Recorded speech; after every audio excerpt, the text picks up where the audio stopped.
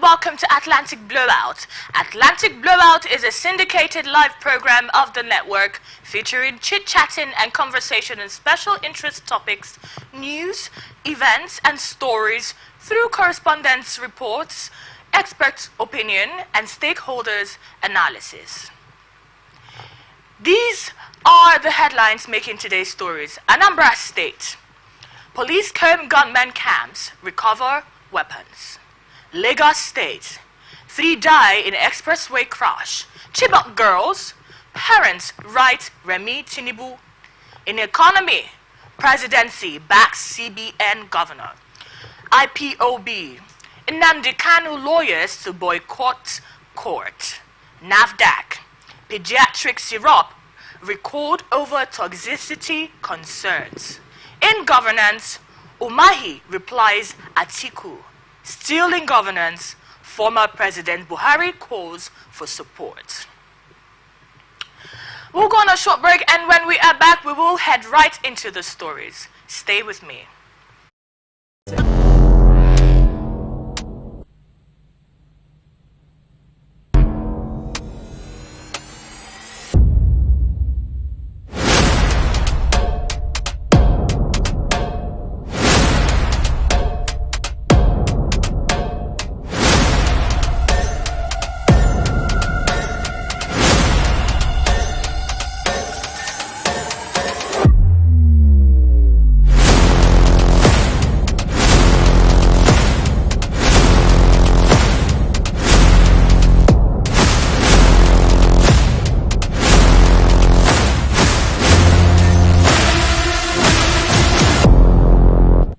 From the line across the ocean to the land beyond the mountains, through the Sahara, we bring on-spot news, live analysis, expert discussions on trending stories in politics, business, socio-economy, sports, and documentaries. So catch all the updates on the happenings around the globe. Stay focused on the fact today. Only on ATM.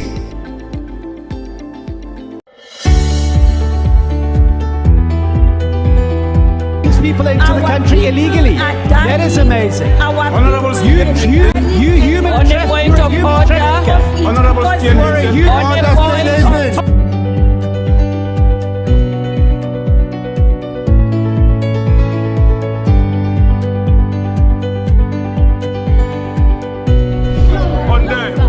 They are not picking our calls. They made up their minds. So no agreement with the EU, but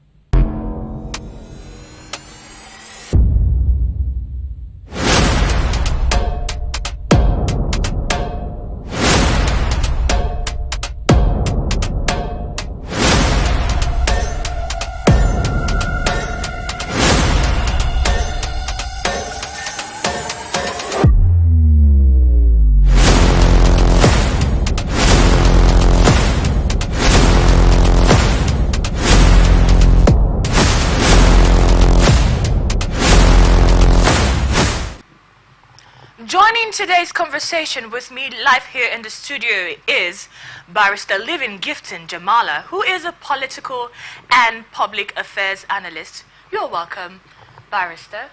Yeah, welcome, Divine Bernard. I prefer calling you DB. Thank you for coming. I also have here with me Mr. Lawrence Obu Kohia, who is a socio-political analyst. Good to have you here, sir. God bless you. Thank you. Good morning. Okay, now let's dive right into the stories for today.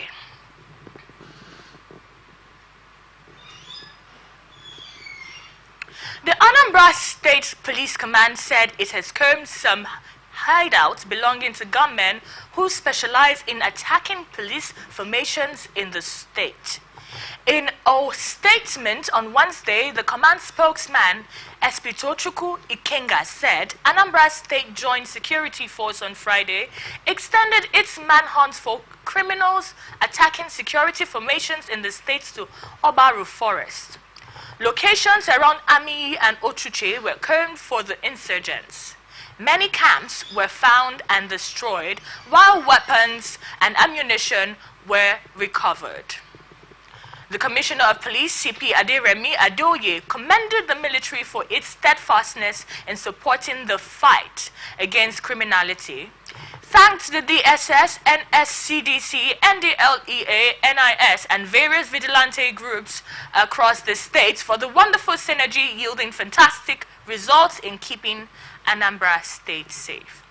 Now the question is, the unrest in the southeast due to the containment of the IPOB leader continues to be of major concern to the country.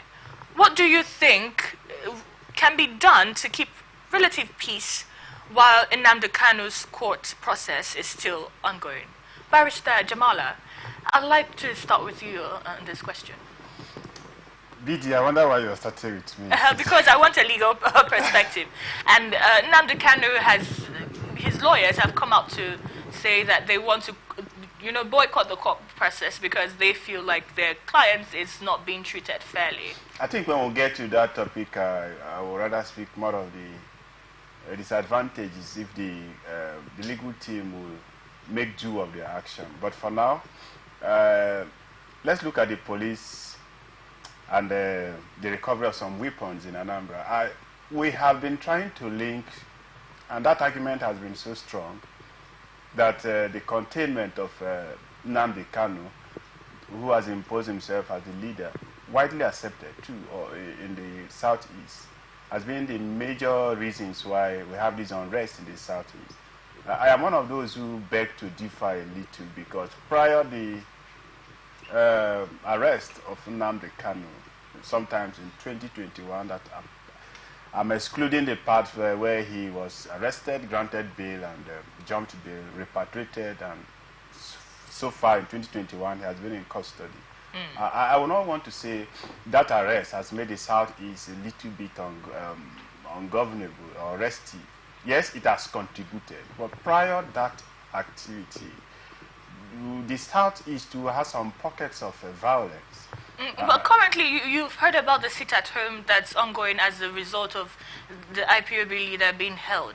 I agree. I said, to an extent, the confinement of the Nnamdi Kanu has led to some unrest, civil unrest in that southeast. But I will not give the credit generally to that particular activity. And if we look at it legally, I want to believe that my opinion will not be in tandem to lovers of IPOB, because we look at legal implications of whatever we're doing. Was the arrest necessary? Yes. Was the re-arrest necessary? Yes. Or was the application for bail necessary? The refusal for that bail application, was it necessary? When we move to the next topic, I think I will discuss that in essence. But first, let me commend the police, as the topic talks about. Let me not deviate. Let me commend the police for first working in synergy with other security agencies. That is what we see lacking in most of our security concerns, where each of the agencies want to give credit to whatever success that they have recorded. If they have done so during the times of so many criminal activities in the Southeast, I believe taking the war into their camp is better than allowing them to be attacked, and you do a post-reactive actions. Yes, it is good, I commend them, and they should continue to do so. We cannot totally eradicate criminal minds in the society, but we can reduce them to the barest minimum. Indeed. Now, I want to take you back to the question which I feel like you are avoiding.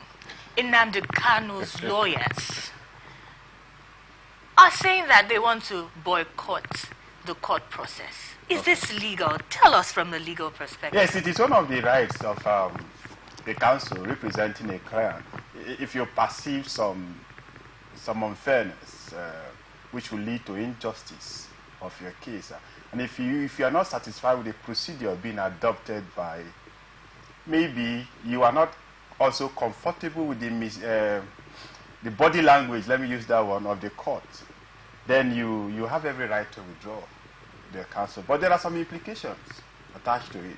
Let's just take our mind back to Edo State when the commission set up by the CG of the state to inquire, to look into the allegations made against the deputy governor, Philip Shuaibu, when the learned SAN withdrew his appearance for that particular city. I said because the matter was sub judice and therefore the commission and the court cannot share the powers together. And the commission asked a very simple question. Is there any order of court barring us to sit? They said no. Ideally, when a process is pending before the court, you ought not to take further steps that will undermine the determination of that subject matter. And so the learned SEC withdrew, and the panel went ahead to sit. And now it was only a one-sided sitting. There was no representation on the part of Shuaibu. And look at what happened. The result came, they found Shuaibu wanting of all the allegations leveled against him. So that is the concern I'm having for, what's his name, Nnamdi Kanu. But his own situation is somehow different because it's a treasonable offense. And treasonable offenses come with capital punishment. And for every offense that comes with capital punishment, the trial will not proceed unless the defendant or the accused in the circumstance have a legal representation. It's a constitutional provision. So if you delay the time within which you produce a client for the accused person, then the defendant, Nnamdi Kanu, will continue to wallow in the custody of the DSS as long as there is no representation for him for the trial to continue. So that is the negative aspect that I'm looking at it. Okay. They have the right to withdraw. You can withdraw today. Another counsel will step up to say, I've been briefed to continue with the proceedings. And the person will, maybe in the circumstances, ask for the date. Okay. So we keep on elongating the procedure. So those are the negative effects we are looking at, and not necessarily the right whether or not they can withdraw. Yes, they can withdraw. Nice way to put it. Mr. Lawrence, Yes. do you think that the ongoing boycott process by Nnamdi Kanu's lawyers would bring some certain kind of peace to the Southeast? Looking at, these lawyers coming together to say, oh, we want to boycott the process. Do you think the Southeast people would now be relaxed, knowing that there's something that is being done to, because there's a sort of feeling we cannot negate, to remove the emotions that these Southeast people are feeling regarding the IPOB leader right now being held in custody. Do you think this would bring peace, some sort of peace, to the Southeast? To Anambra State? Yes, Anambra State. Well, that will not bring any peace to Anambra State. Neither will it bring any relative peace. You see, for peace to come in Anambra State, then Nnamdi Kanu have to be released. That is the only thing that can stabilize peace in that state. Because I know too well that prior to this time, there were no restiveness in Anambra State. Not until Nnamdi Kanu was arrested. It was upon that the boys said, or the people said, no, Nnamdi must be released. Because now, if you begin to look at what the scenario that is playing out in Nnamdi Kanu's case, you begin to imagine, is anybody doing something somewhere as to see that Nnamdi Kanu will die in prison? Sunday, Igbo or something that from Yoruba, he has some similar case. But where is he today? He's at home today enjoying himself. Not only him too. to the other agitators. Why is Nnamdi Kanu's own so different? So he should have been treated like they treated others. Now he was extradited from Kenya to Nigeria. The process that brought him to arrest, is it legitimate? So these are things they should be able to, they should look into, and then see if I was to be the president, or if I have any way to have reached the president. The only thing that can bring stability in Anambra State is to release Nnamdi Kanu. Then the people boycotting the court processes would not have bring any peace as well. Cannot also make Nnamdi Kanu to, or making the process to be easy for him. So I should have asked them, even though the DSS has refused them having some ways of reaching to their clients, they should still have a way to reach him. Maybe like they have come up to the air to declare to the people what their ordeal are. They should continue pushing forward until they are able to reach their client. I think it is the right of Nnamdi Kanu to have fair hearing. It is the right of Nnamdi Kanu also to have people who represent him at the court. So he can represent himself. They should be able to allow him have access to his lawyers and then brief him what is on ground. And he should also tell them what he did or what he did not do. So I think that is what I feel that can stabilize peace in Anambra State. If you permit me, yeah, like sure, go ahead. For the purposes of those who are listening to us, there are some disparities between that of Sunday Igboho and Nnamdi Kanu. The activities that led to their individual arrests were not the same thing. Now, prior to the arrest of Igboho, what happened? There was this suspicion that they said to be declaring Oduduwa Republic. I stand to be corrected. And if that be the case, was their actions, their activities in making those declarations, which Igboho himself refuted that it was never the leader of that group. We all know what happened while Igboho was arrested. And so it was because of the herdsmen and attacking some part of the southwest, and which they declared that we cannot be alive to see strangers destroy our farmlands, rape our women, kill our fathers. And they somehow opted for self-defense. But that cannot be said of the activities that led to the arrest of Nnamdi Kanu. And if the whole Southeasterners will just rely on, there are legal means of doing this. The said person that have been released, they pass through the legal process. Now, the council, the learned senior Alo Ijemako, talking about DSS, taking every piece of information that will be helpful to them whenever they want to have access, audience with Nnamdi Kanu for being their reason to boycott the proceedings. Yes. And I think he just danced into the gallery. The truth is, if there is any, it's an allegation, DSS have not come to either affirm, confirm. No comments have been made no comment have been made by the security agent. So it's just a storyline coming from the defense team to giving their reasons to withdraw. There are processes on how to go about it legally. Have you approached the court and informed the court of your inability, of your frustration coming from the side of the security agencies on us? So the right to defend oneself is a constitutional provision, and no security agency can take that away from you. That is one of the essence of bail. So the essence that you are given access to go and prepare for your defense. But that right is also not limitless. It is limited.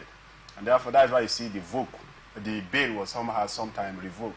And let them explore the legal means. They can approach the same court and ask for an order compelling the same DSS, assuming the allegations are true, compelling the DSS to give them access, unlimited access, unrestricted, unsupervised access to their client, because the court kept him there.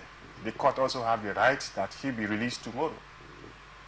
So let them not dance to the gallery. They should do what is right and pass through the legal means, since they have submitted themselves to that procedure. Okay. See how the man is released. Okay, so we have heard from the barrister. 3 people lost their lives while 2 others were injured on Wednesday, April 10, 2024 at about 1:07 p.m. in a lone crash around Fidowu Bridge along the Lagos-Ibadan Expressway. Authorities have determined that the accident was caused by a burst tire, resulting in the loss of control and subsequent crash under the bridge. The spokesperson for the Federal Road Safety Corps, Ogun State Sector Command, Florence Okpe, stated this in a statement sent to journalists. The Road Safety Agency has advised motorists to drive within the stipulated speed limit and always go on a routine check to detect any fault on a vehicle.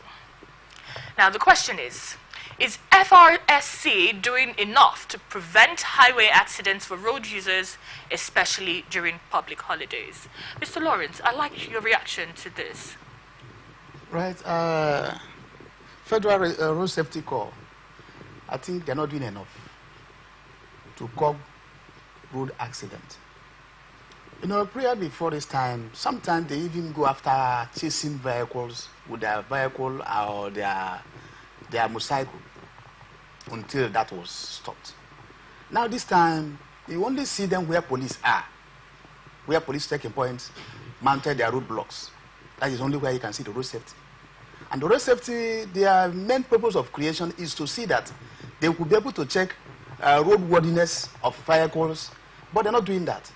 What they're after now is, if they stop you, give them 500 naira, you go your way. Sometimes, I remember far back, I think 1998 or 2000, I was driving from Ebonyi State. Now, they stopped me. What the young man asked me, say, young man, can I see your driving license? I gave him my driver's license. They asked me again, let me see your fire extinguishers. I gave them my fire extinguisher. One by the roadside told him, what are you asking him? Before he enter road, he should know what to do. So tell him the thing, let him do it, and then we go away. There and then, I asked the man, what are the things you want me to do? So, what the other question is just, okay, you know what to do in Nigeria now. You know what you're supposed to do now. Do and make it come out here. Is that what the road safety is supposed to do? So these are things they are doing now. At least before, if you see a road safety officer, you clear. They will be able to check their tires, their spare tires, if they are still okay. But these they don't do those things. So I begin to wonder, how would there not be road accidents? Do you see them whenever there is a road accident? You see that they converge, everybody begin to control traffic and all of that. That is not what it's supposed to be. So I think they're not doing enough at all in curbing this kind of accident on the way. And sometimes, if there is a pothole somewhere, the road safety is supposed to have detected those areas earlier and then put road signs so that the motorists will see what the road looks like, maybe from afar.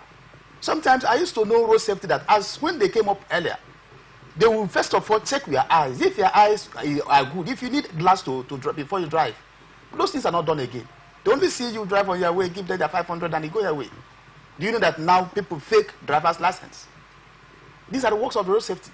But they don't do them. Now even sometimes they duplicate works, like the one they call VIU. What do they call them? VIU. All these ones, that is the work of the road safety, are the same thing the people are doing. If you see the VIOs on the way, they are there also to collect their own money. That is in fact, a national cake. As you enter the NAMBC, you don't need full money for your pocket. And they must have to go, they must have to collect some from you. So these are things they should be able to know the work of the VIOs and the work of the road safeties. So this road accident could be able to put to an end. Instead of maybe from time to time see people look at this one that just happened at Lagos. In fact, it's an eyesore. It's an aberration to road safety office that people just lost their lives like that because of bad tire. So it is a very, very appalling to Nigerian state.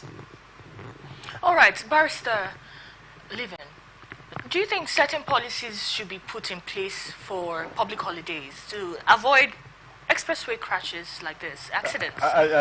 Before I come to this, let me answer the first question. Whether do you think the road safety are doing a good job? Yes. Why will not be in a haste to blame the road safety, the federal road safety, for not carrying out their statutory responsibilities properly? One of which is to educate the masses as to how to use the road. You know, we all clamor for good roads, but we are not being taught on how to use those roads. You see every every person will just take a vehicle, drive within the neighborhood, learn for 1-2 days, and you see the person entering the express without knowing what the signs on the road are. And you ask yourself, when something happens tomorrow, we come to blame the road safety. Yes, to an extent, they share the blame to the extent that they have not been able to educate the masses enough to have some of these things carried out. But we, the citizens, we also have some level of blame. We have a level of blame because if I am leaving the house and if I am well educated to the extent that I know the functions of all of what my car carries, I should be able to check first. Have I checked my engine oil? Have I checked other things at the water level to check the temperature of the car? Have I checked the car? I'm not blaming us that we are buying fairly used tires now because of the cost of everything now. For you to have a very good new tire now, the list should not be like 50 to 60,000. But should the cost be a good enough reason for you to buy substandard? Man has to devise a means to survive. But you need to be careful I agree. so you do not die in the process we of all survival. have the innate ability to devise a means of survival, no matter the circumstances you find yourself, unless you are nature cause of it too. So that's what we are doing in Nigeria. Yes, the police were just passed through the East-West Road, especially on the Tuesdays where they have these Mbiama markets, and see what commuters are carrying. They will pass the first road safety somewhere in Mbiama, pass the next road safety somewhere in Elele. Then they will pass a series of police checkpoints to enter Port Harcourt. So the institution Federal Road Safety is not far away from what Nigeria itself is defined. Oga Lawrence was trying to say they were asking him to behave like a Nigerian. Like a Nigerian. So there are something we believe that Nigerians are known for. And so it is innate in us. But we, the citizens, should also value our lives. Because sometimes you see these drivers carrying these bush market women. You pack them into an angle, then you pack load inside. And I ask myself, these women, don't you value your life? Even if the driver is charging you, you are somehow saving costs. The driver is charging you to also pay the police checkpoint on the road so he could pass. At the end of the day, you'll find out the damage you have done to your health is far more than what you think you have saved. So there ought to be a proper education. That is the angle I'm looking at the road safety. Okay. On how road users can make do of the road when they are driving. Because as you are driving, you're not only driving for yourself, you're driving for about 3 unseen persons. So you're looking at your front, you're looking at your rear, you're looking at everywhere. So your actions that you are carrying may likely affect the next person beside you, the next person in front of you, or the next person behind you. It takes someone who has passed through this process. Yes, ideally before you are giving the road a driver's license, you have to pass through an accredited, approved school of road safety. Then you now go for, in that school, that is where you have the medical, especially the eye test. You pass through it. If you pass through it, they give you. If you have, there are some other things they will do before issuing it out to you. You pass through that phase. But now we have unlicensed driving schools, unauthorized driving schools. Some of these persons don't even go to driving schools. And these are the issues. Husbands will teach their wife will teach their children, and we end up paying money to get this license. License simply means I am permitted by law to drive, and therefore you can do me nothing. Whether I know how to drive, or I don't know how to drive. Some persons even get this license before learning how to drive. So that is what we, or the road safety, should be looking at. But can you exonerate them from all these things? You cannot. Okay. They are well aware of all these now, things. back to policies. Let me get into politics. Okay. Let me just say something about what you have just said. You know, sometimes Nigerians, if you go to another man in the street, they will tell you, we are Nigerians now. So, jam, they kill African man. Now, and we Nigerians, we believe that we can manage until we even die upon management. Now, that is why when Rotimi Amechi time, he created Team Arif with the mind that sometimes Nigerians are mad. We move on the street. Human beings. With the concept. Human beings. Okay, human beings. Okay, human beings. But more especially in Africa. Now, with the mindset that if a Nigerian man can drive on his way against the traffic, not minding what might occur after some minutes, and we feel that we know everything, like he has just said, before he leave the road or he leave the house in the morning, you should be able to overhaul your car by getting around to your car, see what is wrong, and then if this can carry me today or not. But a Nigerian man want to manage. So the concept of Amechi Dano that he brought Timari, you know that if Timari arrests you, the first thing they will do is to take you to psychiatric to know whether you are mental fit to drive on the way. They will test your eyes, and after all, you pay for those services. So at least if Nigerians or we the humans who drives on the way will have that consciousness that at least as I'm going, this vehicle I am driving, I don't hold all the powers. Anything can happen to it without me knowing. If the human being God created can fall sick, you not knowing, you are moving on the way you slump. But within you, when you left your house in the morning, you are okay. So vehicle as well can develop such faults. So they should be able to drive with caution and then move on the street. No, that person by your side is also a human being. And then you drive by caution, and then move, the road will be safe for everyone. Okay. You're talking about policies. Yes, we have to get to that. I agree. We do not need. We have the policies. Enough. But for special public holidays, for holidays. Okay. For because holidays. there's a lot of road use during holidays. Yes. By pedestrians, by even vehicle owners, and people would like to get by. They like to move about to enjoy the holiday. Finally, they have time. Don't you think that there's a special need? The policies are there. It's just the implementation. You see, when we are approaching Yuletide periods, celebrations like this or that of the Like the Eid. Eid, yes. You see road safety saying we've deployed a certain number of our men to but it's not about deploying. Is it about them doing their duties? So I don't think we can have a policy, maybe thinking forward, you will be able to profile one. We have policies that it is the man that is carrying out the letters of that policies that matters. You deploy 50,000 of them on the road. On election days, we deploy over 300, 400, 500 security personnel on the roads. Have we stopped the rigging?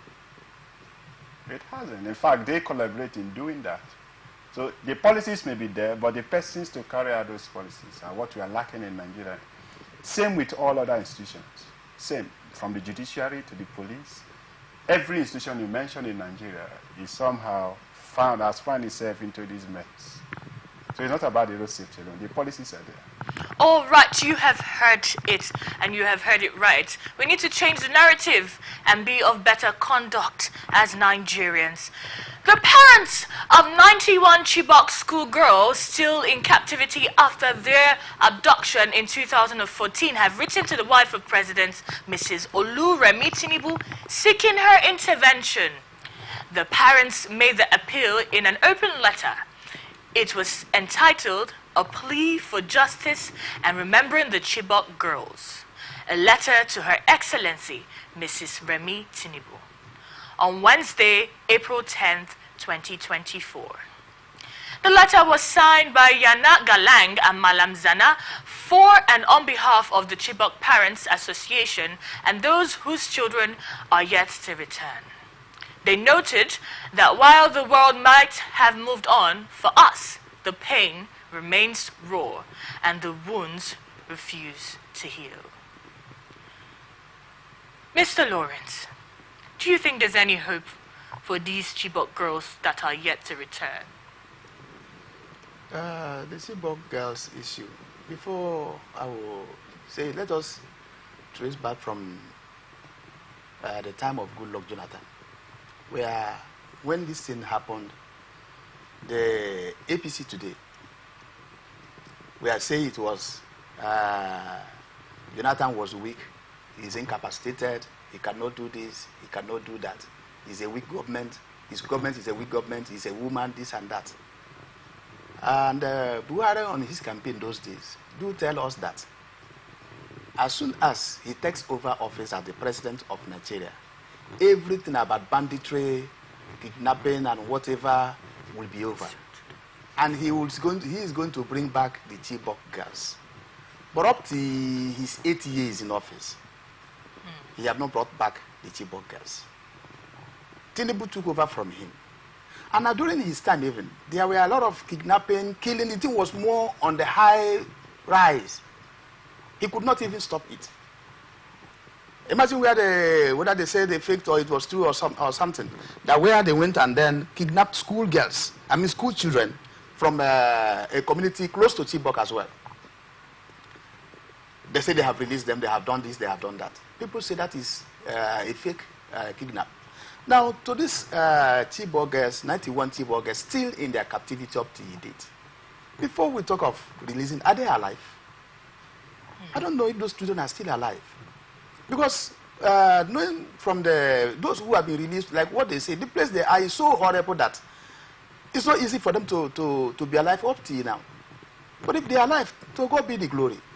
Then Tinubu or Tinubu's wife, I don't think they can be able to do it. Releasing the Chibok girls at this time. It might be so difficult because some of them have even... Speaking about if they're alive, there's been interviews, concerning them, some of them refusing to return, even when they've been sent out. Security agencies have tried to bring them back. They have refused to come back. We've seen interviews making rounds. That's where I'm trying to go. Okay. Because some of them have decided not to return back again. They announced they have been so attached to their so-called husband or boyfriend. They're kidnappers. Yes, the kidnapped girls. They're kidnappers. They're kidnappers. So to their kidnappers. Yes. To their kidnappers. Now, and they will not find pleasure in staying with them. They have been so used to the environment they find themselves. And it will not be that even though they happens to see them. I think there was some time ago, during Buhari's time, one was caught. And she says she's not coming back. Even when she returned, when I think one returned, and she was, after some time, she was crying to go by, I want to go and see my husband, the kidnapper. I want to go back to that place. So it might be difficult for us to get them. But the point there is that if they are legitimately married to those kidnappers, those people, then the parents should be able to hear from them and then know where they are. So the government... Speaking about legitimacy, Barrister, please, I'd like you to react to that. Is there some sort of legitimacy in the kidnap? Seriously, I wouldn't know how... In a kidnap marriage. How a kidnapped victim will end up marrying legitimately in African society. When I saw that piece yesterday, I felt the pulse of the parents who actually wrote that letter calling for the intervention of the wife of Mr. President. The truth is, like they said, the world may have forgotten them. And I believe, yes, the government also have forgotten that incident of, is it 2011 or 2014 that happened? 2014, I stand to be corrected. The world have forgotten, but they have refused to forget about that. And because it is, those girls are part of them. So they want to see their daughters, whether, let me borrow Lawrence, legitimacy, whether they are legitimately married or not. At least let the mom have an idea that my child, my daughter is still alive. But the period that we are looking at is where my concern is. Society has a way of, nature has a way of making us accept some certain realities. These girls also, they have given up. They gave up to the extent that the government failed to rescue them within the available few days, weeks, led to months to years, and now most of them they've been married out to those ones who are not dead, and the few ones who the government said they recovered. We are also seen to be carrying babies.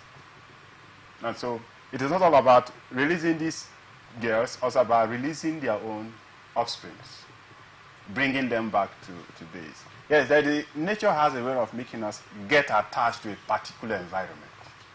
And that is where the psychological effects of this incident will play on these girls. If the government will ask them, release today some, I agree with him. Some will say we are not coming. Some of them may have found a better life in the forest. We call it forest, but they establish a home for themselves. They may have found a better life, better than what they left at home. Maybe their parents were not all that doing well. Some of them are married to high commanders of the terrorist group. And so they seem to have some level of comfort where they are. But I would join the parents of the Chibok remaining girls to appeal to, since the letter is addressed to Remi Tinubu, to appeal to the wife of the president, to whisper to the husband in the other room to see how they can thinking further. What's his name? Our vice president now was the governor when this incident happened in Borno. Yes. And he has so much to say about this during the time of Goodluck Jonathan. I think they can also use him to see how they can release these girls. Then let it be known that, yes, we have done our best and these girls refuse to. At least let's have them on video where they are confessing not to return. Not to give us political rhetorics that these girls refuse to return when you have not made those efforts. Those girls, it is only when I listen to a sister TV station like yours, you see the scroll bar where they are giving number of days that each of these recorded known kidnap, the victims, how many number of days, how many number of months these persons have been in captivity. That is when I remember that Chibok, some persons never still come out from it. I sympathize with them. It's really heartbreaking. Okay, do you think there's anything the president's wife can really do to make sure that the Chibok girls, the ones who are still held captive, return? The president's wife, the only thing I know she can do is just to appeal to the husband to give a marching order to the military personnel, because she can't go there to release them. It's still the military personnel that will still go, and then maybe by combing the bush or whatever thing or whatever way they know they can do it. But one thing that keep troubling me over Nigerian state is that, in the American citizens were kidnapped some time ago, and then American from where they are cited the people, collected their men, and went home on hot. Then what is happening to Nigerian military apparatus? That they cannot, if they don't have those gadgets, why can't we procure those gadgets? Because if American can come from all the way from America, release their citizens, then one thing that baffles me much is that those military men, some of them are from those zones, and they should know the terrain of that particular place. I am from Ikure here. Now, if you take me to any part of Ikure community, I must know how to get the community close to the other one. I know that the place they have a very vast land, but at least I should know that after Elele, you will get Omarelu, or you get Omudioga, or you will get Ishopo. I should be able to know all these things, or you will get Sumara Elele. So the people, they know the place. They know all these things there. Then why could those people still be parading themselves and then committing all those crimes without being accosted by police officers, not being accosted by any military personnel? So the thing baffles me. So it is only the wife of the president can only appeal to her husband, the president, to give a marching order to the military men as to get the children out of the place. All right. Now, the world should not forget, we should not forget to put these still missing Chibok girls in our prayers and our thoughts. Together, we hope that these girls will be returned safely to their families. On to the next story. The presidency on Tuesday said the concerted efforts of Yemi Cardoso's led Central Bank of Nigeria aimed at stabilizing the naira aligns with President Bola Tinubu's multifaceted approach to ridding the nation's foreign exchange market of malign actors and sharp practices. It also vowed to continue its campaign against racketeers, urging Nigerians to expect a stronger naira that would reflect in a significant drop in the prices of essential commodities by the first quarter of 2025.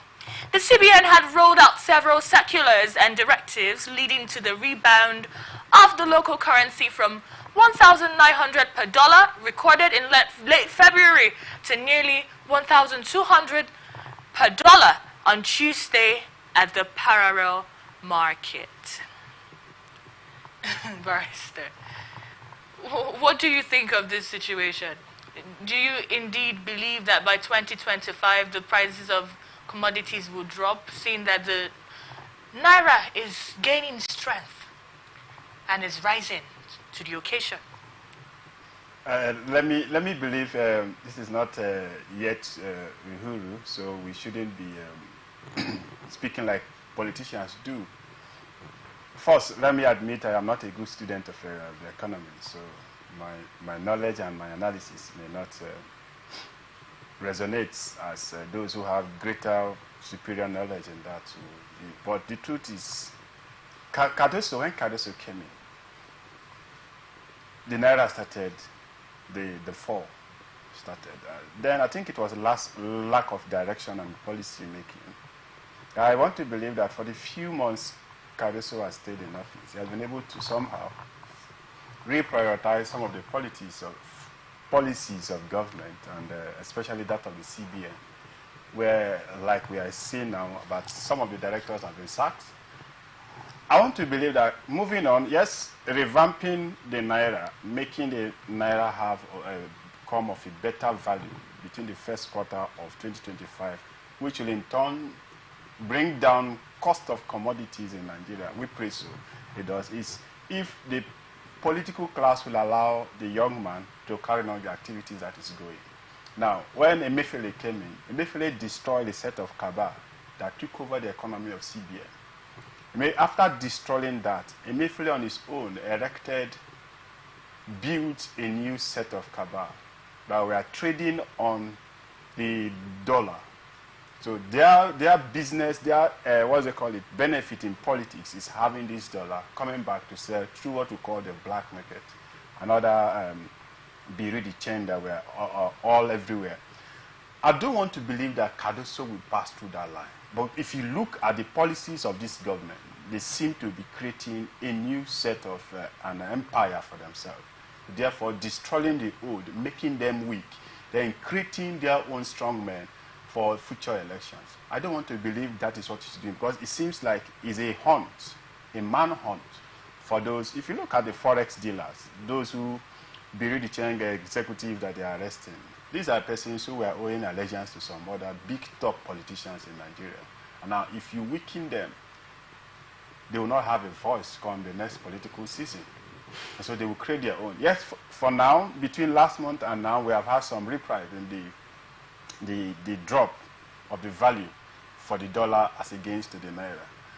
But can we sustain between, today is Thursday, yes, between Monday and now, dollars have improved up to about a 50 Naira again ahead of what we found out during the week. Yes, during the weekend. Can we sustain that trend?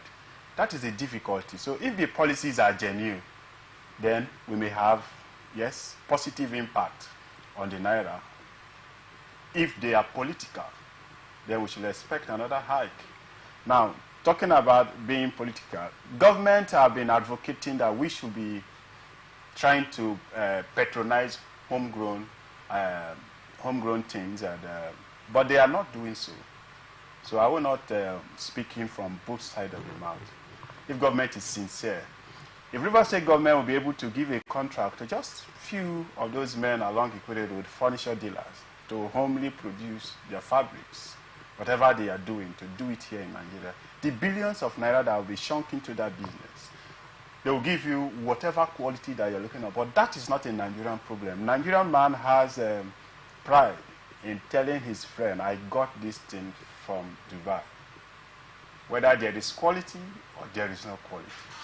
So government should be at the forefront of championing the homegrown, rather than preaching to us. We are not in the church. So you believe that championing the homegrown would better stabilize the prices of commodities? Exactly. They have gone ahead to destroy those who are, they are arresting those who are making these things a little bit the dollar. Look at how can a company in Nigeria be trading on dollar?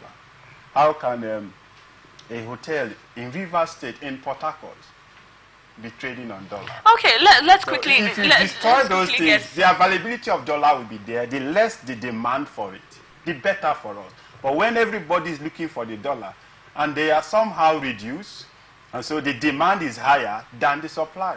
And if you did economy in the school, I think I'll leave you to answer that. Okay, let's take a quick look at your perspective. Seeing the rising naira currently, do you think this would really have an impact in the dropping of the prices of commodities? Because it is very clear that things have racketeered. Prices of commodities have, yes, very high. Little things we purchase at a lesser price has gone to triple its original or previous price. So seeing that the goal is by 2025, by the first quarter, with the rise in naira, that things will drop, do you indeed agree with the federal government in this statement? Okay, by the special grace of God, I think I'm seeing that this is the area Tinubu has, President Tinubu has been able to do something in a way. And I'm believing that if they continue this way, there will be a sharp drop of dollars against naira. So naira will rebound. But in terms of essential commodities or the rise of commodities in the market, you know, as Nigerian, we believe in the winner gets his all, while the loser loses it all. Now, if you buy something of 100 naira, because dollar is 500 naira, assuming, and tomorrow the dollar drops to 300 naira, to $300 instead of 500. A Nigerian man will want to still tell you that I bought it high, I bought it costly, so I must sell it the way I buy. I think you should not see it as a Nigerian thing. I think it's very normal for... It is not just a Nigerian thing. Let's establish that fact that it's a businessman thing. So if you even do business with people from other parts of the world, a Chinese man, an Indian man, there's still these things that you have stated. So let's not put it as a Nigerian thing. Why are you just selecting the countries that are somehow, they are business classmen, somehow have some bloodline with Nigerians? Well, it is very important that we note and change that Nigerian narrative. That is our way. We cannot say that. We should not agree to it being our way. So let's move on. Why I'm saying, well, anyway, let me borrow your idea. But then, why I do say Nigeria is because, you know, the Nigerians in the street, or the people in the street today moving around that had no opportunity, they are more than those who are in government with opportunity, that had opportunity to be in government, that are using the country's money or putting them to their own personal pockets. Those of them who are there in the government, stealing the government money, are few. Those in the street are more than them. If anybody gets into that office, we want to, this is my opportunity, make I grab them. But in Western world, it's not like that. American will tell us what you will do to America, not what American will give to you. But Nigeria is, give me the office, I know what to do. So that is why I'm always, the conception, the mind we have, the mindset the Nigerians has is too poor that anything can go for anything. So that is disputable, I need to say, because I have seen terrible Americans, I have seen terrible Asians. Yes, okay. Yeah, so we should not generalize. That's why that I need to reiterate that we should not generalize. Okay, so moving on, let's head on to the next story. Members of the legal team of the leader of the indigenous people of Biafra, Nnamdi Kanu, have warned that they may boycott court proceedings due to perceived injustice against their client. The IPOB leader is being charged with treason and felony and terrorism and has been in DSS custody since 2021. He has applied to be granted bail based on health grounds and to enable him to prepare for trial, but his application was rejected by Justice Binta Nyako of the Federal High Court in Abuja. On April 9, 2024, during a press conference in Abuja, Ejimako accused the DSS of denying them access to their client. Quickly, Barrister, I'd like you to react to that, say in 2 minutes. Yes, I think we discussed somehow on this when I was trying to see how we can reserve our comments. Yes, yes. But going further, yes, like I did advise, there are legal means of having the access to the client. Yeah. There's one of which is asking the court to give an order for them to have unrestricted access to the client. That's Nnamdi Kanu, assuming what they are alleging stands to be true. If I have the little wisdom to advise Aloy Ejimako, who is far my senior, but sometimes wisdom or knowledge does not lie within the age of that profession. The younger one can also advise the elderly ones. As experienced as my boss is, as experienced as he is, and having got into the pinnacle of legal profession, being called an SA, this is such advice from a one-day-year-old called lawyer. So Aloy Ejimako, the legal team should rethink. Boycotting will bring more devastating effects to their client, one of which is to elongate the days, the months, the years. And I think they are appealing against that bill, the bill that was rejected. There is also an appeal at the Court of Appeal. They should explore the legal means available to them. And to me, reduce the press. Some of the hits being caused in the Southeast is this unwarranted press statement publications, because if it were to be the feelings of the masses, Nnamdi Kanu would have been released. But law doesn't run on the opinion or pulses of people. Law, sometimes they say law is hard, yes. You cannot release, you cannot, curtail the press when it comes to spreading information. No. It is Aloy Ejimako that releases the information to the press, and the press publishes. But the people need to be aware. No, there are certain things that the people need to be aware. So you think this is not one of them? Ejimako is speaking too much? I believe it started from the time of, what is his name, Leonard Serik, Michael Zekome. So the legal team of Nnamdi Kanu, they are doing what they call, they are drawing public sentiment and public sympathy. They should go and do their legal work. If you want to draw public sympathy, the family or whoever that is championing the release of Nnamdi Kanu knows who to meet, and that is the press, and not lawyers. Lawyers are meant to do their work in the offices and court, and not the press. Okay. All right, let's quickly get Mr. Lawrence's thoughts on this. Boycotting the matter or the proceeding of the court of Nnamdi Kanu, I think will be more injurious to Nnamdi. I will appeal to the lawyers who represent him to still continue voicing out what they feel, or they feel that is injustice meted on Nnamdi Kanu instead of boycotting, because it will be more injurious to him. If you boycott, that will not stop the court from not prosecuting him. Boycotting doesn't make anything to the federal government who is prosecuting Nnamdi Kanu. So I will still plead with them to still continue and press forward. Remember the time of late Ken Saro-Wiwa, when then Gani Fayomi was representing him, and the then military junta of I think Abata.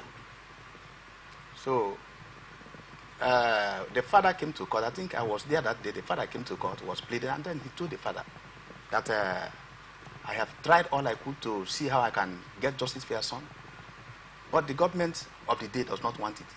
So anything you know he can do, do. He left the court that day.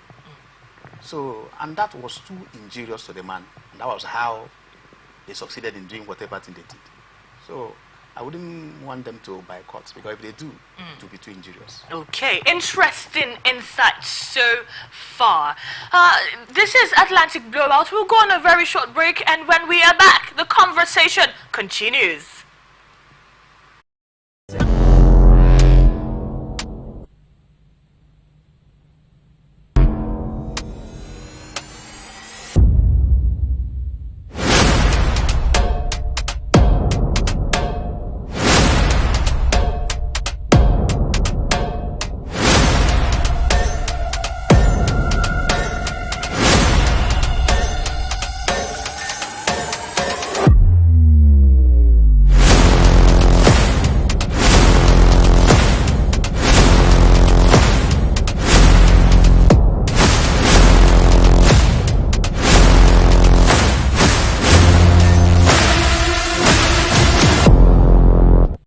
From the line across the ocean to the land beyond the mountains, through the Sahara, we bring on sport news, live analysis, expert discussions on trending stories in politics, business, socio-economy, sports, and documentaries.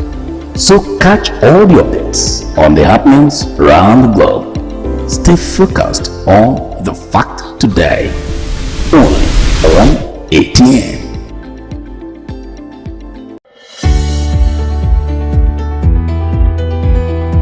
People into the country illegally. That is amazing. Honorable You human trafficker. Honorable You are a human citizen.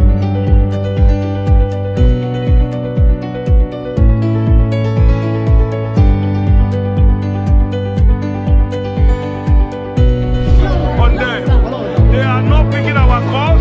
They made up their minds. So no agreement with the EU, but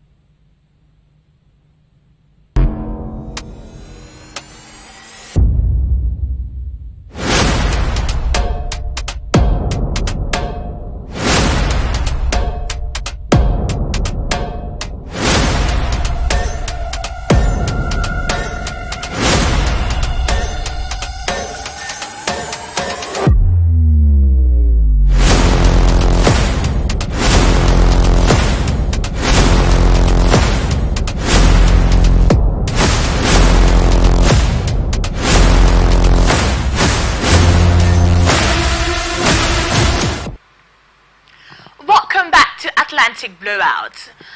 On to the next story. The National Agency for Food and Drugs Administration and Control has issued an urgent recall for Johnson & Johnson's Benylin Pediatric Syrup. In a detailed announcement on its website on Wednesday, NAFDAC reviewed the toxicity results, highlighting the substance's lethal potential when consumed by humans. The agency disclosed that diethylene glycol's adverse effects include severe abdominal pain, vomiting, diarrhea, urinary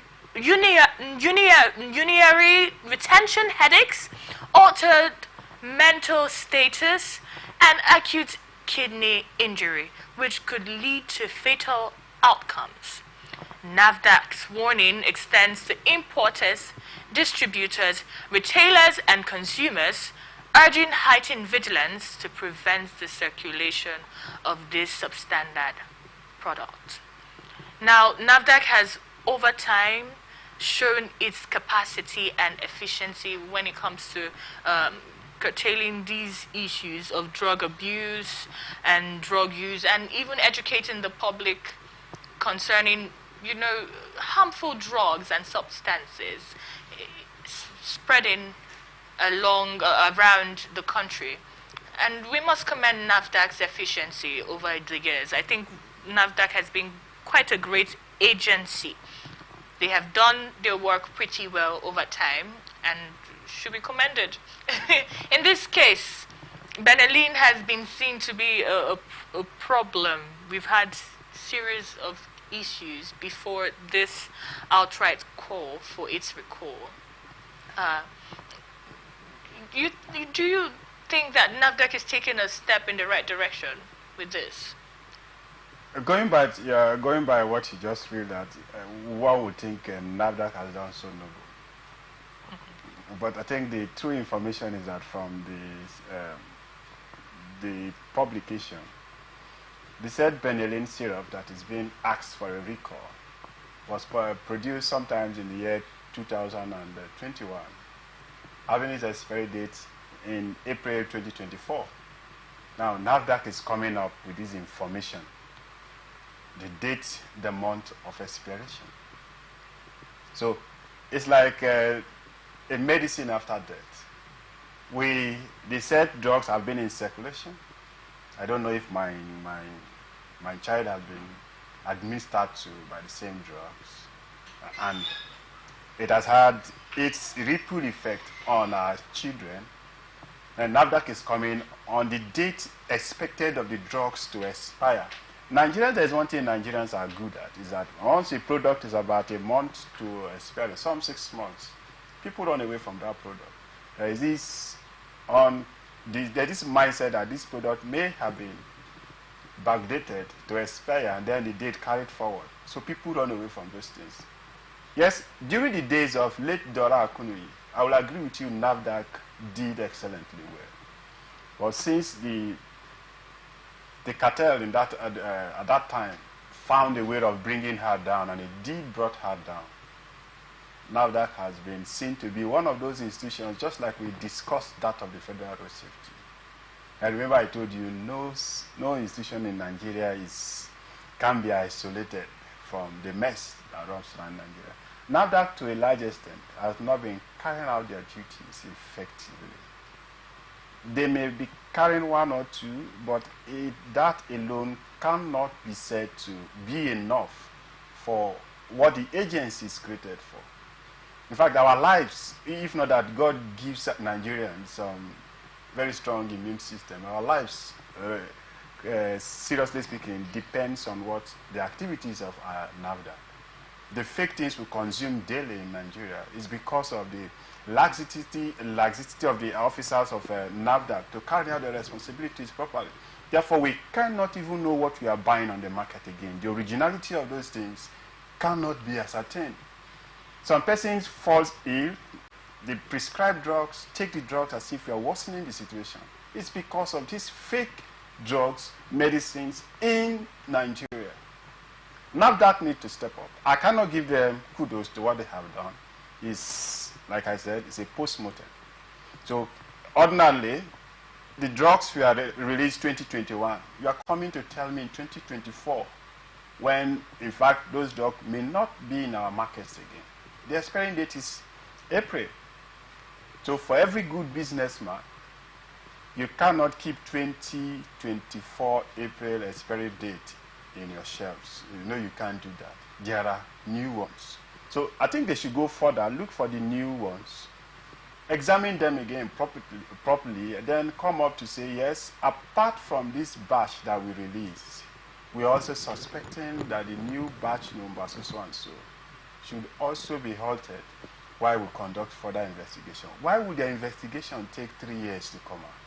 Why would they approve the distribution of those drugs without even passing through the medical test before releasing it to Nigerians? That is what they are created to do. Ordinarily, every drug we see on the street, assuming there are no smugglers, should have passed through NAFDAC, the approval of NAFDAC. And so I cannot, in clear conscience, give NAFDAC kudos, because I was just somehow smiling when you were telling us that they have done that. Yes, they are trying, but their best is still not good enough. Okay. Now, speaking, you heard Barrister Living, he said this is a post-mortem. Do you agree with that? Do you think, indeed, this is a post-mortem that's coming in a bit late? Yeah, over that, they say it is better late than never. NAFDAC, they have tried by curbing this. But I would say that, you know, as an average man, and I go to chemist or pharmacy to buy any drug, I feel that drug must have been certified by NAFDAC ever before they were they came to market or they were brought to market. So I think NAFDAC should step up the game. Let me take you back in days where there was high level of restiveness in River State here. Now let me take this our area where you got, East-West Road was unpassable. Now at a point, OSPAC came in. Do you know that the highest OSPAC that was recruited was those who were victims of those bad boys? Now, I remember vividly a community that somebody was doing akawu, and they came to his house. Those bad boys came to his house, collected the whole money he had collected from people, beat him and beat his wife. For him to recover the money, he went and sold his land and paid people their money.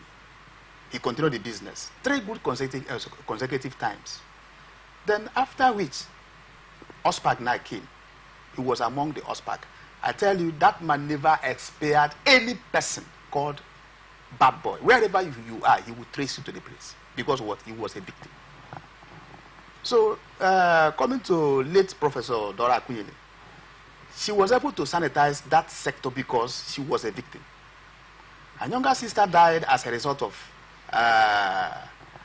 these infected drugs. So, I think cancer, the lady died as a result of cancer because of excessive taking of bad drugs. So she developed some bad distance. So when she was appointed as the Director General of NAFDAC, she went all out.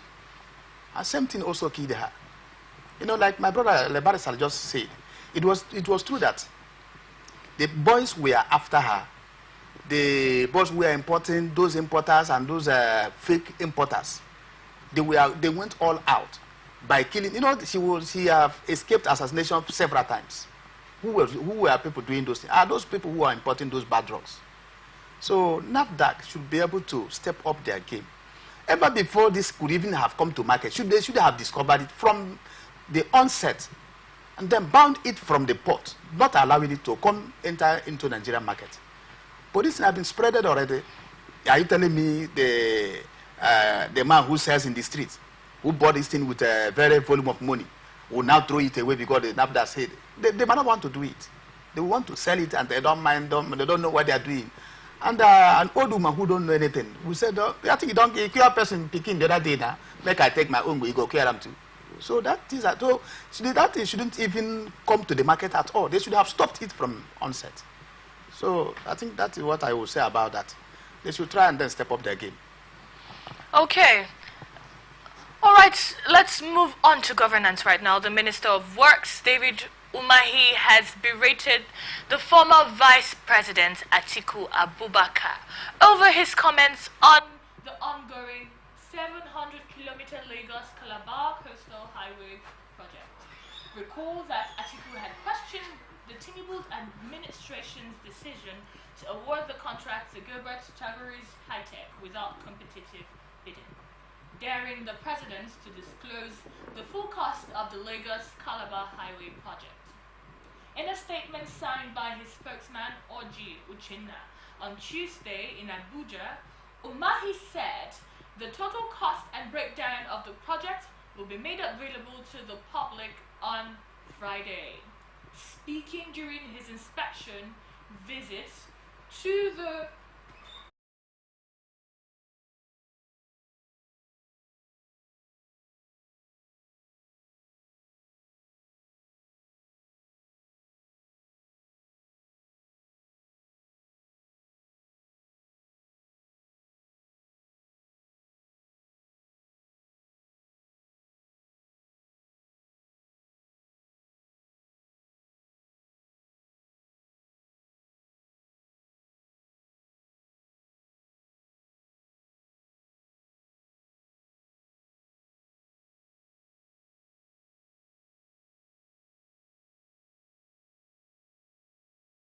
Speaking during his inspection visit to the ongoing rehabilitation of the Enugu-Port Harcourt dual carriageway, Umahi said Atiku's comments were a ploy to mislead Nigerians by darkening counsel without knowledge.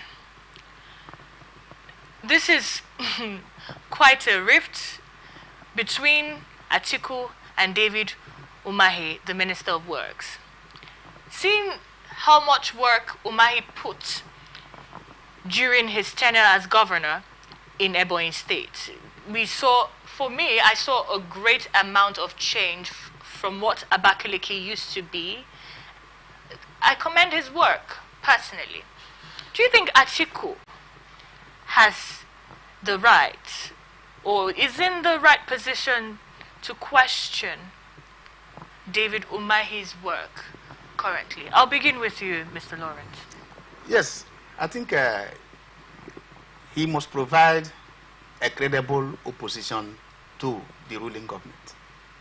So if anybody, you cannot, like, you work in this place, whatever error this place may have come, or whatever error they dish out to the public, you wouldn't be the person to expose that error. So if you do that, you'll be fired. Now, it is Atiku in the position of every opposition party to provide a credible opposition by scrutinizing the activities of the government of the day.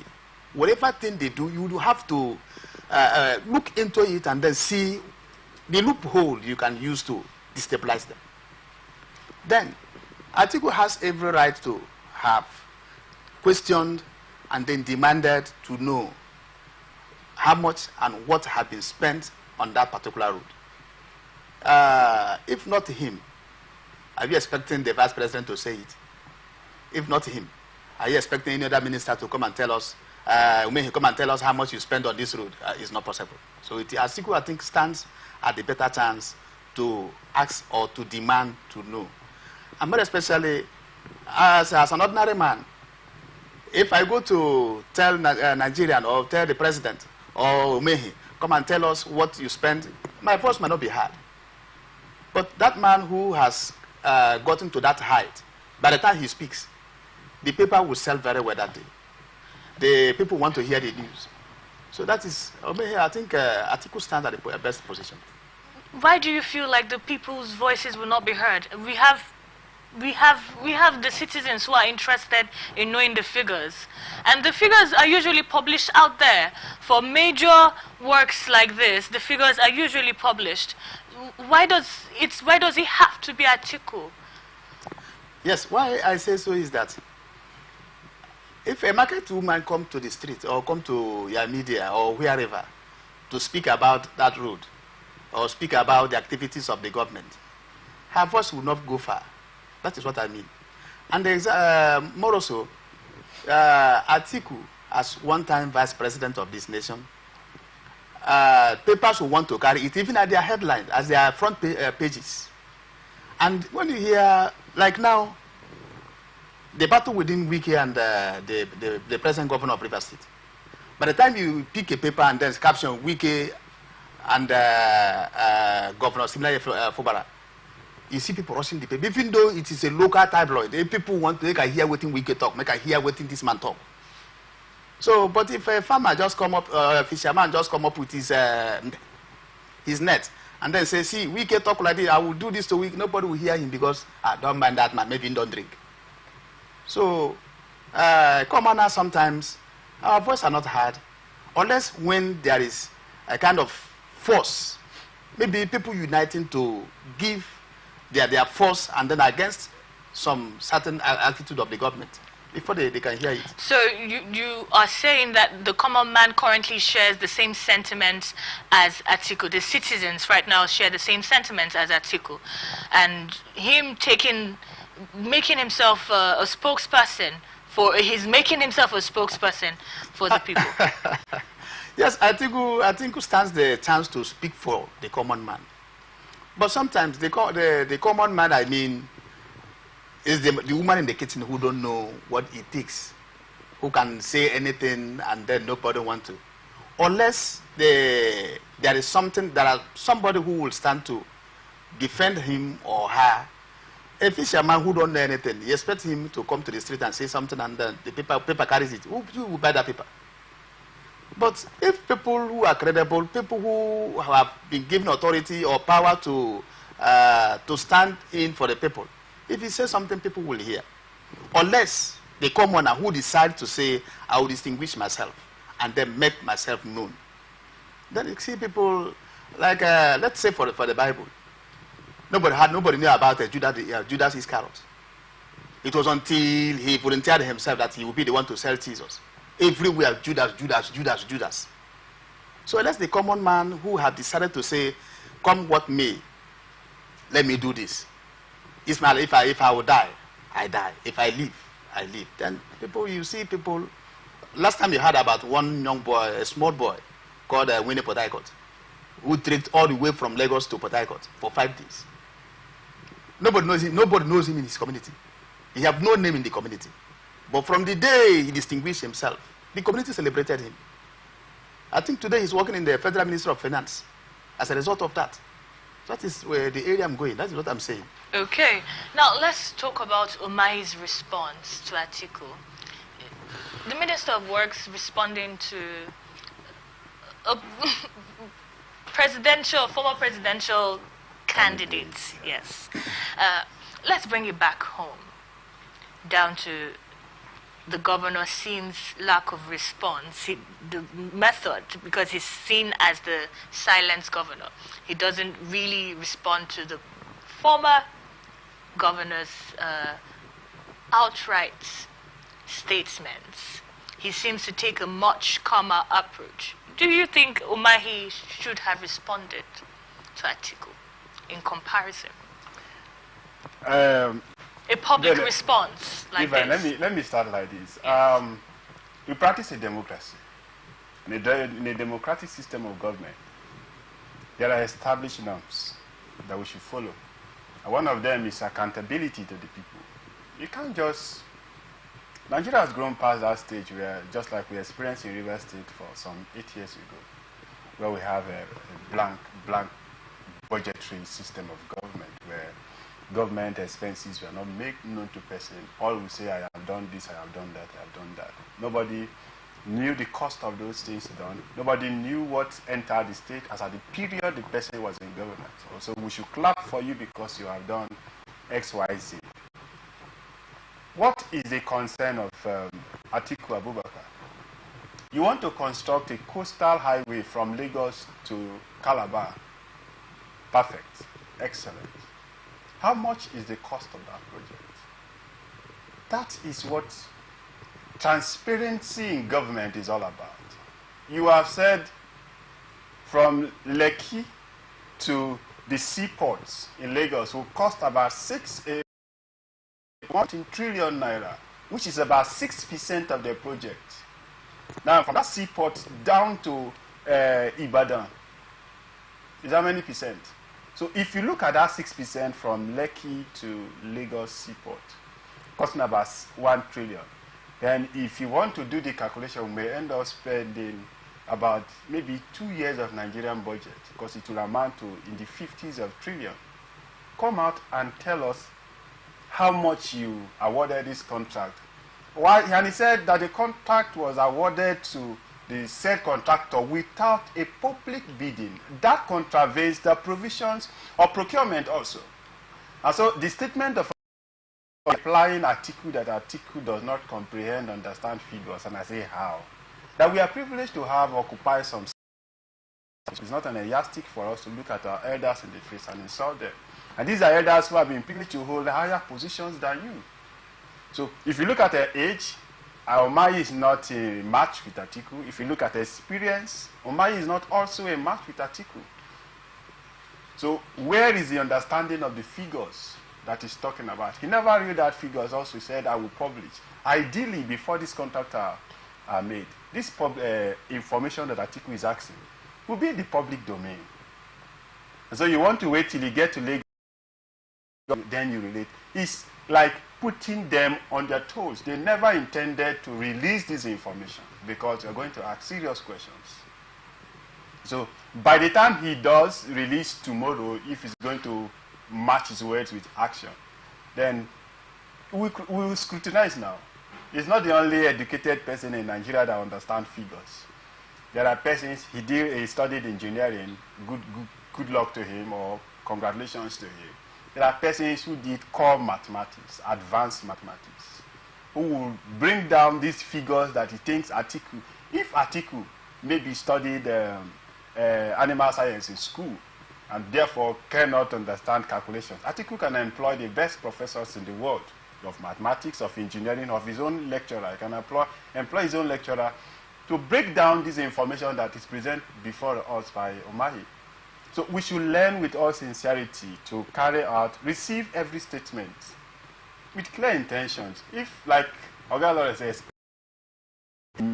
overshot my bounds and someone calls me to tap me, you did something, and if I look at it genuinely and I'm wrong, there is nothing so big to say, okay, we apologize for this. We work to correct it. And not take every statement to be political. The time for politics is past. Now is government. And government is all about accountability to the people. Now, talking about putting out figures and, putting it in the open, should these figures legally, I'd like the audience to know, legally, should these figures for projects be put out before the commencement of these projects, or after, or during? At what point should these figures be rightly let me just out? cut this short. What does the procurement law talks about? What do we have? Why the need for the procurement law? Now, for every project, before the award of every project, you call for tenders, what we call bidding. Now, the best person in the circumstances who have the how first, and maybe the material, whatever, the criteria will be set by the person who is contacting them. If you meet that standard, it may not be 100, maybe 80, but if you assume to be the best, if there are no backdoor meetings, you are projected to be the boss. It's also in that projections, step by step, on how you are going to execute the work. Whether you'll be needing 10% of the government funding, or you self-fund yourself till maybe after 20%, the first milestone, you give me what I'm due in that circumstance. All those things ought to be made public. How did you arrive at knowing that this company is the best contractor among all the bidders? It will be made known in the public. But because we have people who operate in states where they find themselves to be the god of those states, they have a blank sheet paper of budget. They open it every day and write a project after execution. And so if the cost of that execution was 2 naira, they will now write 10 naira. Insincerity that we have seen in states metamorphosing to the federal level. We have them. Omahi did some good works. I will applaud for him, because knowing Ebonyi State, he said that doesn't have that risk like what this guy OT is doing in Abia State. A state that has limited resources. I've been able to utilize the said limited resources to things that we can physically see, touching the life of both the past retirees, the aged who have labored for the states the past years. But you cannot say so with state like Rivers State, state like Lagos, even Kano. You cannot say because you do one thing, I should clap hands for you when I'm not aware of what you use, how much you use in doing, how much you receive. Then if I'm giving 100 naira to come and give you coming to this studio and I end up giving you 5 naira, unknown to you that I have 95 naira in my pockets, will you clap for me? Certainly you will clap for me that this man is generous. But when the information gets to you that I was giving 100 naira to give you, but I ended up giving 5 naira, what will be your reaction? That's exactly what so many concerned Nigerians are acting. That is what Atiku is doing. Give us the figures. We are not blind. We want to know how much is the cost of this project. We are not saying don't do it. It's a noble step. Go ahead and do it, but give us this cost. We are entitled to it. It's our right to know. There is no big, I do not believe Umahi even approved that statement by his spokesman, who somehow made some uncomplimentary remarks about an elderly statesman, not a state.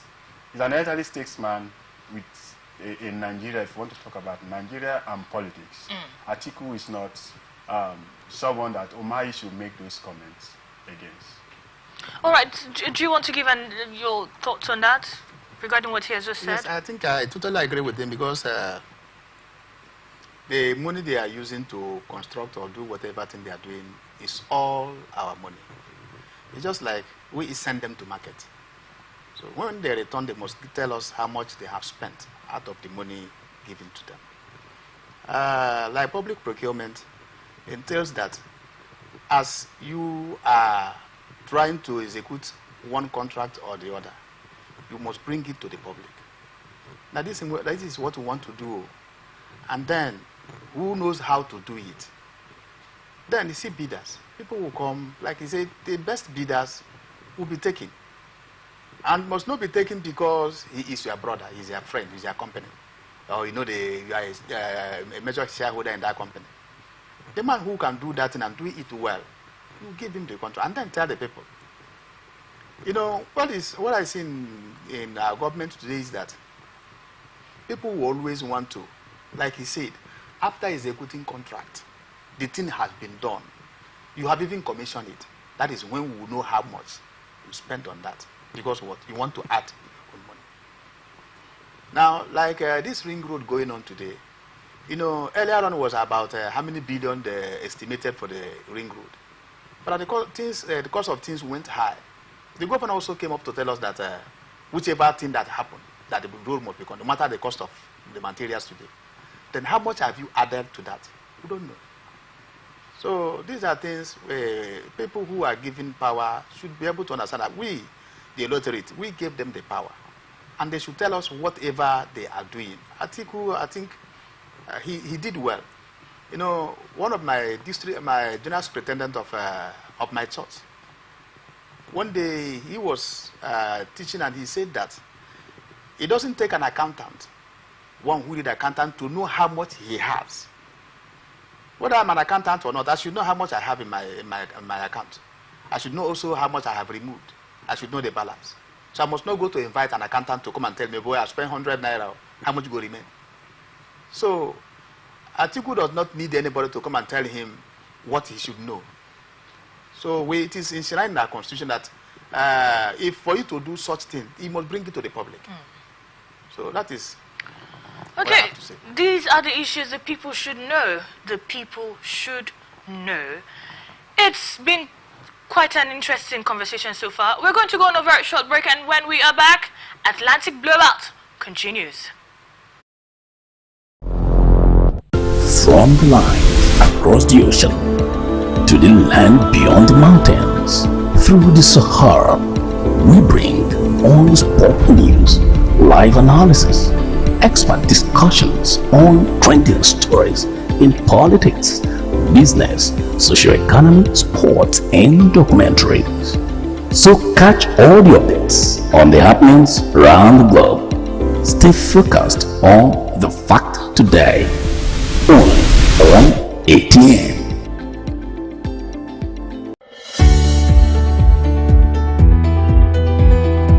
People into the country illegally. That is amazing. Honorable You human On the point of order. Honorable You're a human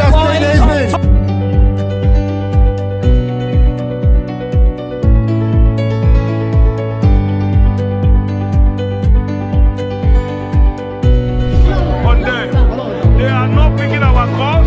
This They made up their army minds. has so no agreement with the EU, but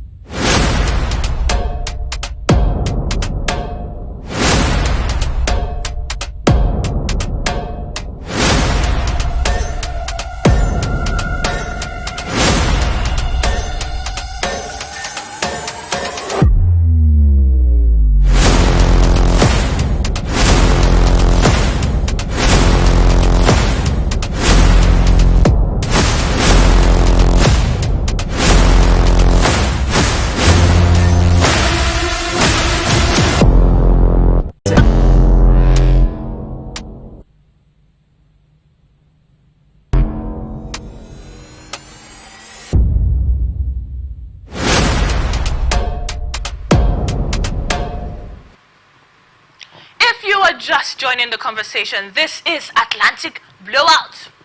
Still on the stories, former President Muhammadu Buhari has called for support for the country's leaders, adding that it is imperative to stand united in safeguarding the sovereignty and integrity of the nation.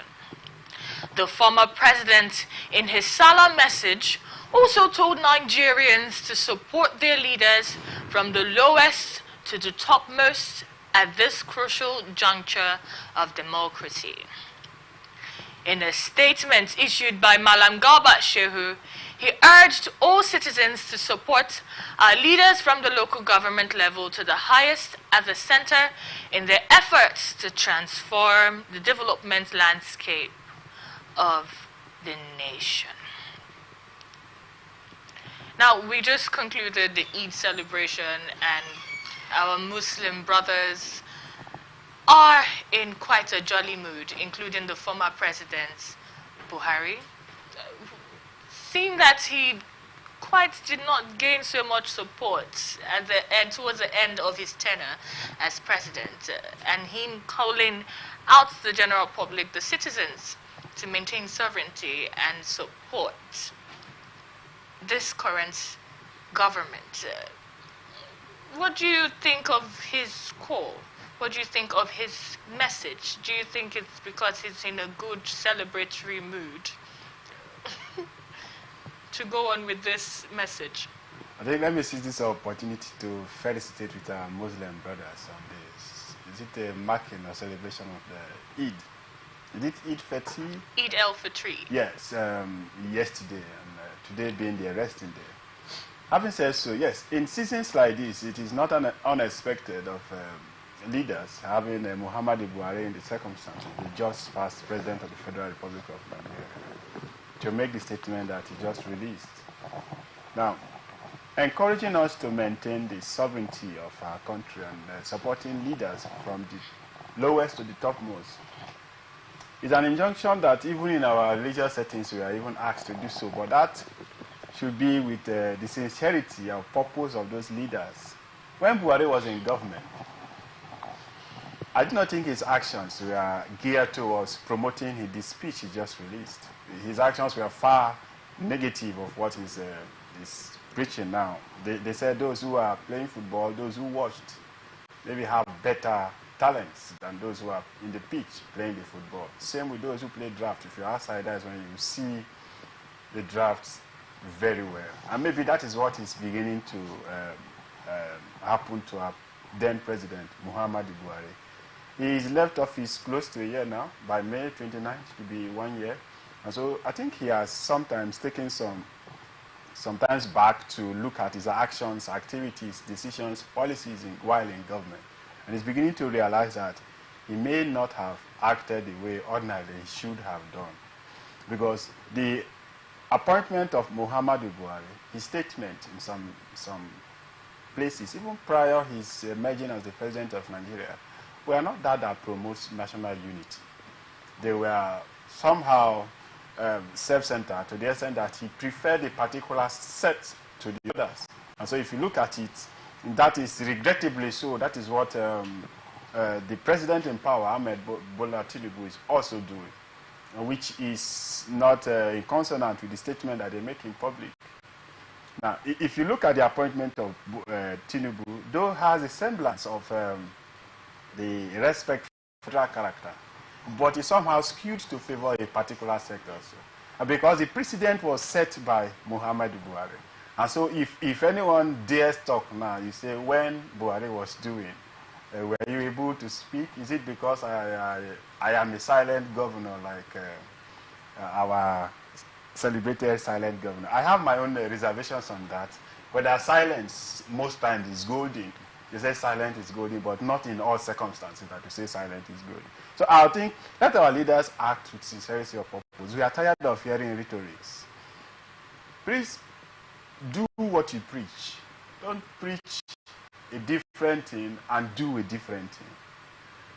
Buhari has lived his 8 years. He cannot come back as a president again. Even if he tries coming back next, the constitution has stopped him from doing so. Now, age also, nature has also caught up with him. He cannot even do so unless he wants to die the seat of power. But God forbid, the constitution has outrightly removed him from the scene. So he should be sending the advice to those in leaders, not to us. We, for now, have not gotten the opportunity to take his statement serious. But let those in power do so. Let's narrow it down to even to the local government, where you see some local government chairmen make their appointment to favor a particular sect. In that simple, small locality, yet we are making an appointment to favor a particular group of persons because that is where your father comes from, or that is where your mother comes from. And we'll come to the state. This present government, maybe because of the problem he's having, he has not been able to make several appointments because some of those appointments need the approval of the House of Assembly. And now that the House of Assembly are in loggerhead with him, those approval will not be given. So I will not judge him for those appointments he has made so far, but he has somehow tried to balance the equation. Because if we want to look at the appointment he has made, I come from a very unknown local government where we do not have political gladiators. But the appointment have been able to spread down to those places who hitherto had no godfather to speak for them. But I will wait until this Hila Balu is over, then we can know whether his actions are sincerely genuine for the interests of the Rivers people. Unlike the previous government, where my local government had no commissioner for more than 4 years, had no appointment for 4 years, had no project executed for 4 years.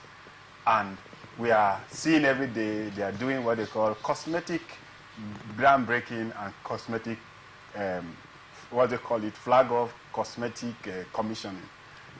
Let leaders act with what they speak and have sincerity of purpose. If we do so, then the common man will have trust in the leaders. But if we do not have that trust in our leaders, how can I clearly say my actions are... The preaching for unity is a constitutional provision. For now, the law says Nigeria shall remain one indivisible country. Nation. For now, until we are tempered with that provision. Calling otherwise is calling for the actions that our brother did, and is felony, is treasonable. And so for now, we cannot do that. But by their actions, they are indirectly raising pockets of people who are being emboldened to come and speak that marriage, most times, in fact, marriage is not by force. The ideal of marriage, even as by God to those who believe in the Bible. Ideal of marriage as given us by God is not by force.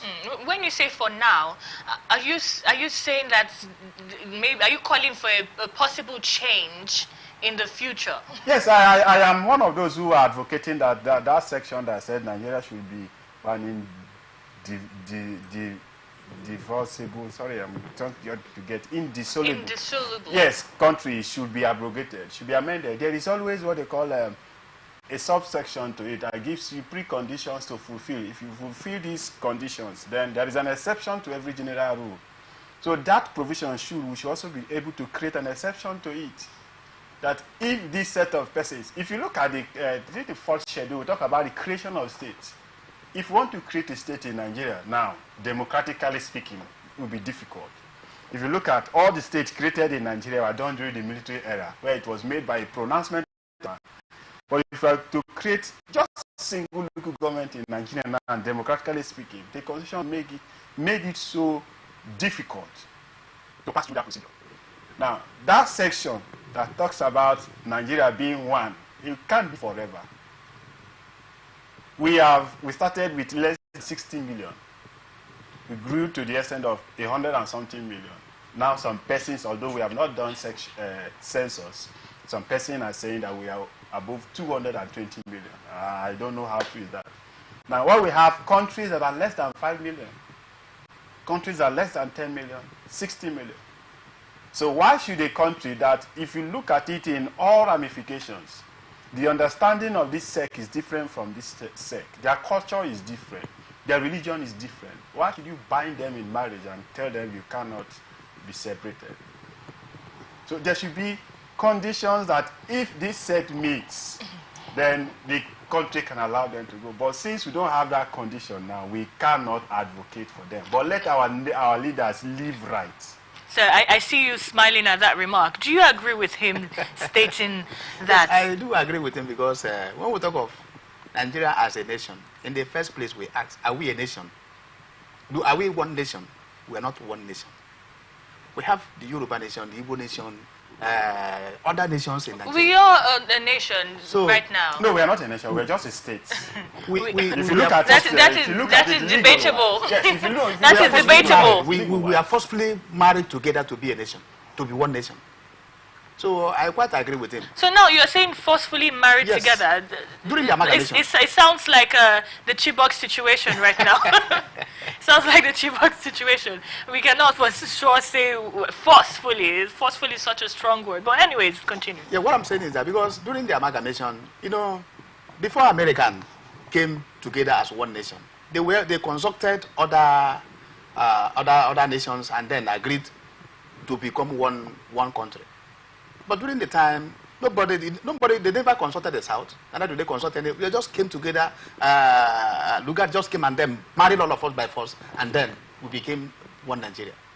So, be that as it may, what Buhari was asking us to support our leaders. Now, in the first place, himself, when he was not yet a president, was he supporting the government of the day then? He was always antagonizing the government, talking ill of them, what they do. But during his time, his appointment alone, he never followed true federal character. It was lopsided. Everything they want to, all appointment was from the north. The major appointment were all from north. So it's a good thing anyway. We should support the government of the day. I thank God he was able to realize that it is good for us to support the government of the day. But I ask, if another political party takes over the government tomorrow, will he still ask us to support the government of the day? If another political, let's say, Labour Party had taken over, if Labour Party have won the election last time, will the former president had asked us today to support the government or our leaders? So sometimes these our leaders, they speak from the both sides of their mouth. they speak in favor of themselves when the thing favors them. But when it is against them, they speak against it.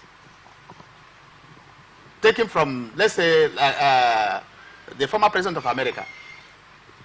When he left office, he was like talking against Joe Biden and all of that.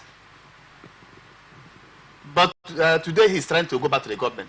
But if God helps him to win, he wants other people to support him, support his government. So our leaders should be able to know what they say at every given time. Not saying a different thing today, tomorrow you are saying another thing. So it's good for us to support the leaders, because it is only that we can have a good country where all of us will live and then be accommodated. Okay, now, do you think that this message from the president to the citizens, the former president, to the citizens, it should be? Don't you believe that maybe the message should have been to, he should have done a message instead to his counterparts, you know, who have held offices and who are currently holding offices? The message, if I get you clearly. Yes, if should he have done a message instead of doing a message to the citizens? Should he not have done a message to political office holders, people in power right now, or even former political office holders? Okay, it's not only for people who are in government presently, but at least it should be for all, and more especially if he is talking about me and you, those in power and those outside the corridor of power should be able to support the present government, the present leaders that we have entrusted to power with, to manage the activities and the welfare of the citizenry. So, not only talking about the outgone office holders, as a statesman, you understand what it takes to support the leaders. Now, leader must not mean that you must be in power before you be called a leader. Leader must not also be that because you are the president or the governor or the senator or whatever minister before you can be called a leader. As a former leader, you have been there before time. You need to support the people present. As those who are there today, when you leave office as well, you should be able to support those even though it's not your party that is at the helm of affairs. We should be able to support those who are there. But one thing, my concern is, I think Buhari should have not been the best person to say this thing, because during his time he never supported the government before him. It was after now he had become the president. Okay, I think Barrister Living wants to say something. Yes. Sorry for butting it. Okay, yeah, go ahead. Sorry for butting it, but the truth is that your question, I think I agree with your question. Rather than that message being directed to the citizens, that message ought to be directed to those in the political class, the leadership, those who have found themselves in one way from the lowest to the topmost, who are somehow championing the activities of government. It's for them to take actions that will reflect that unity of one nation, rather than giving actions, making policies that tend to favor one sect over the other. And so it is not for the citizens to do. All we can do is to support. And when our support is not needed, or is not, advice are not taken, what do you think the citizens will do? Okay, thank you so much. It's been quite an interesting conversation with both of you right here in the studio. I'm very excited that you made it through, and we have had to talk for the moving forward of governance in the country. Barrister Living, such a pleasure. Thank you. Thank you so much, Mr. Lawrence. Yes. I hope to have you again in the studio right here in Atlantic. Blowout. Peace and unity is the watchword for greatness. My name is Divine Bernard. Thank you so much for being with me on today's edition and episode of Atlantic Blowout. Have a good morning.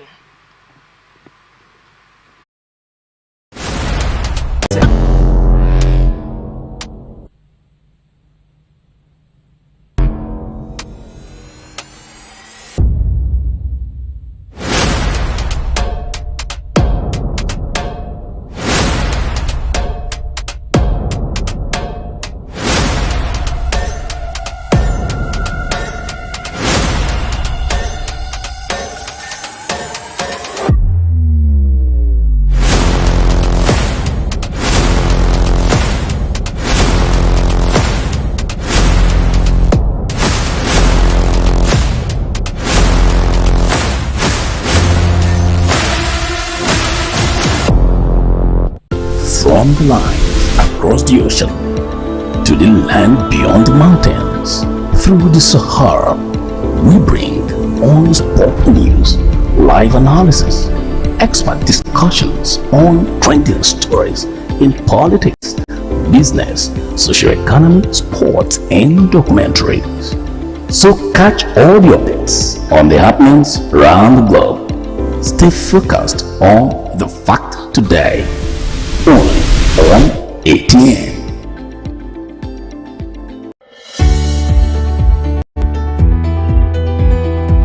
People into the country illegally. That is amazing. Honorable You human On the point of order. Honorable You're a human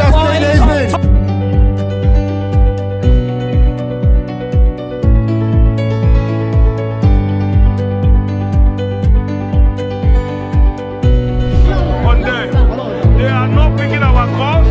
They made up their mind.